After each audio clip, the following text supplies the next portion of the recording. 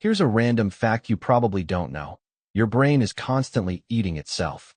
This process is called phagocytosis, and it's one of the most fascinating ways your brain maintains itself. Specialized cells in your brain, called microglia, act like microscopic janitors. They constantly scan your neural environment, looking for damaged cells, leftover debris, or even tiny unnecessary connections between neurons.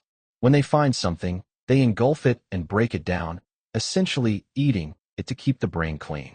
At first, it sounds alarming. Why would your brain destroy its own tissue? But here's the mind-blowing part. This self-cleaning process is essential for brain health. By removing old or malfunctioning material, phagocytosis helps your brain stay flexible, prevent inflammation, and protect your gray matter from degenerative damage.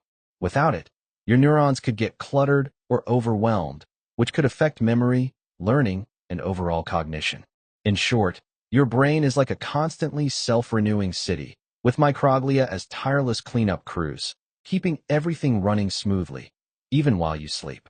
It's a vivid reminder that sometimes, eating a little of yourself can actually be the key to staying strong.